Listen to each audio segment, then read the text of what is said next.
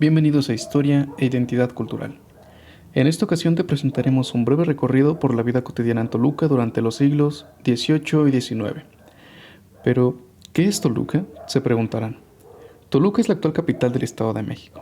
A su vez, dicho estado es una de las 32 entidades que conforman la República Mexicana. Sin embargo, Toluca existe desde antes de que existiera México. En realidad, existe desde hace 502 años. Para que se den una idea, México tiene 203 años de existir como país.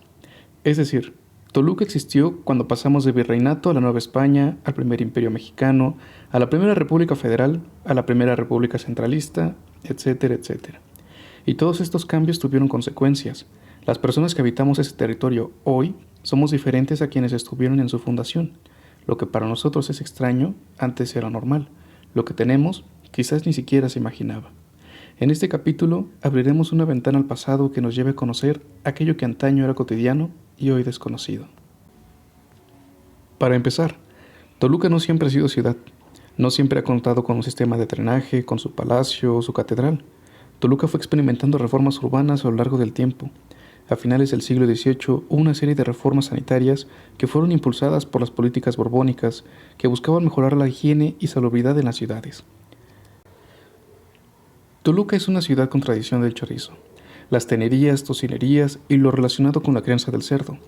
Pero hubo un momento en que los desechos de este comercio hicieron que parte de la ciudad se caracterizara por un mal olor. Esta sensibilidad hacia los olores y la limpieza eran parte del refinamiento y de la creencia de que el aire frío ayudaba a la salud de las personas. La solución fue desplazar las pocilgas a barrios alejados y cambiar las costumbres de tener la pocilga cerca de las casas más céntricas. La segregación social se podía notar en la organización urbana, siendo testigo de ello el río Verdiguel, quien fungía como desagüe y barrera natural que separaba la villa de los españoles de los barrios indígenas. Los españoles pudientes raramente se mezclaban con los indios, más que para fines económicos o ceremonias religiosas. La vida social estuvo influenciada por las tradiciones españolas y las costumbres locales. Algunos de los puntos de encuentro eran los mercados o durante las festividades religiosas. En el Día de Muertos comenzó a introducirse el dulce del alfeñique, como parte de las ofrendas de algunas casas. Aunque esta no era una tradición consolidada para entonces, sí se fue implementando poco a poco. En cuanto a la religión, a día de hoy sigue permaneciendo con prevalencia el catolicismo. Dentro de la sociedad toluqueña, las familias solían reunirse en torno a la iglesia y participar en procesiones y celebraciones religiosas. La economía se basaba en la agricultura, la ganadería y el comercio. Las casas en Toluca durante el siglo XVIII eran generalmente de adobe y teja, con patios interiores que servían como espacios para la convivencia familiar. Las calles eran estrechas y empedradas, y los espacios públicos como plazas y mercados eran centros de actividad social. Con el comienzo del siglo XIX y el movimiento de independencia de México en sus inicios, Toluca fue escenario de transformaciones políticas y sociales. El movimiento de independencia creó un periodo de temor y desconfianza, dando paso a eventos como el suscitado en 1811, cuando 100 prisioneros insurgentes fueron fusilados en la plaza principal de la ciudad. Debido a este nombre, el espacio ahora se llama Plaza de los Mártires. Finalizada la independencia en 1821, aún se mantenían las jerarquías sociales entre españoles e indígenas, los primeros habitando en villas y los segundos en barrios. Y es en estos barrios indígenas donde se construye en 1823 el primer edificio exprofeso para las funciones teatrales. La búsqueda del arte por parte de la población acomodada llevó a que ocasionalmente cruzaron el río Verdiguel para ver las funciones, aunque esto era raro y la calidad de las obras baja. Finalmente el recinto se terminó usando para corridas de toro, un fin distinto para el que se había concebido. Aún así, podemos ver cómo las personas cambian paulatinamente a la nueva realidad. Ya no se trataba de la Nueva España, territorio de hegemonía española, sino de México, un nuevo país en formación. Es importante destacar que la economía del lugar se encontraba deprimida por las condiciones políticas.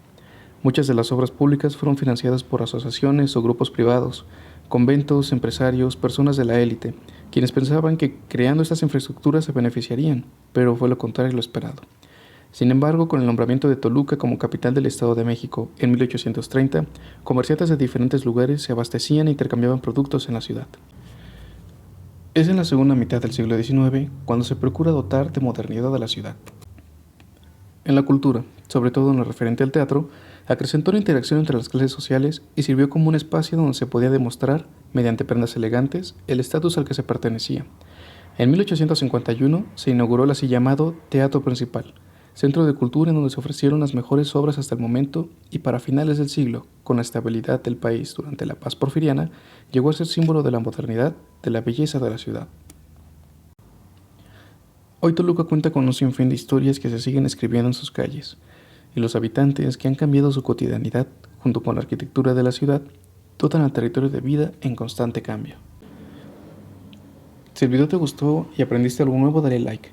Te invitamos a ir a recorrer las calles de Toluca, visitar alguno de sus museos, alguno de sus archivos o buscar más información.